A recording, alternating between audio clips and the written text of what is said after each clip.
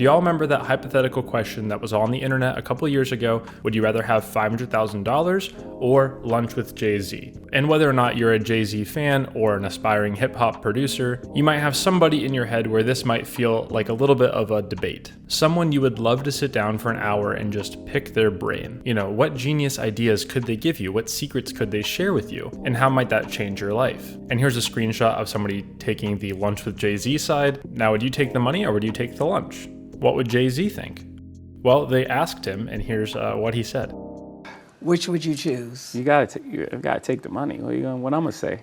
I don't Take know. the 500,000, go buy some albums and listen to the albums. It's all there. If you piece it together and really listen to the music for the words, for what it is, it's all there. The blueprint, literally, to me and my life and my journey is there already.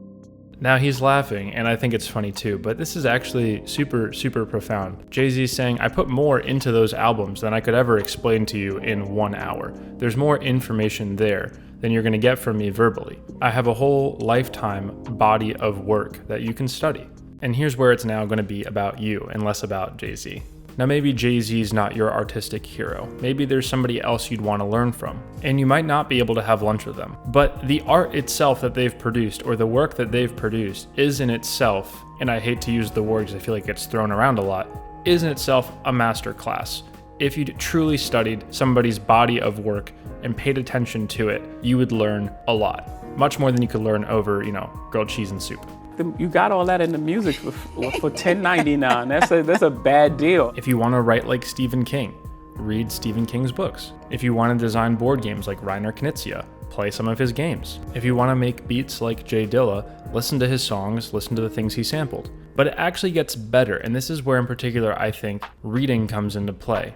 Yes, you can learn from these artists in the art itself, their body of work, but a lot of these people also have written books about their craft, explaining what they do, detailed, chapter by chapter. Again, if you want to write like Stephen King, he does have books that you can read. He also has a book called On Writing, and obviously many other writing books by authors you admire. I mentioned designing board games and Reiner Knizia, if you don't know him. I have his book on dice games for a game I was working on, as well as other textbooks by game designers I admire.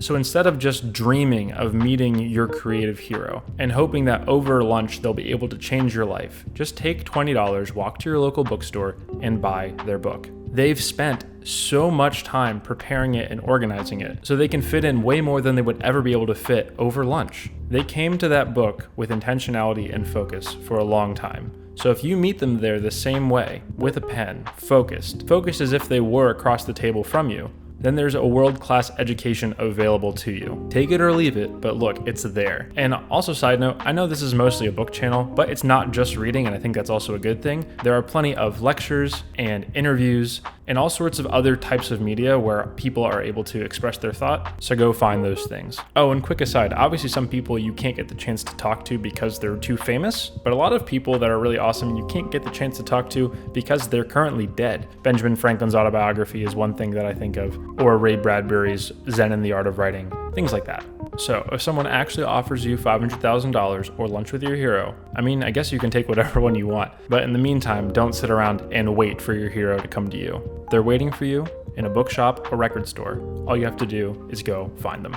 And then a final note aside, the video's over now, so you can click away, but if you're still here and you'd be curious about getting real life mail in your actual real life mailbox, every month I send out envelopes with some bookish things that I put together, essays from old books, personal poetry, original short fiction, and fun little surprises like that. So if you'd be interested, there's a link in the description below. Online is great, but I think in real life is more fun as much as we can do it. So that's called the Reasons to Read Mail Club. It's a continuation of this series, but it's different content, so it's not just a rehashing of YouTube. We just sent out the second month a couple of days ago to countries all over the world, which is super fun and awesome, and would love to send some to you. So if that'd be interesting to you, again, there's a link in the description below, and I will stop talking now so I can go and edit this thing. All right, have a great day. See you later.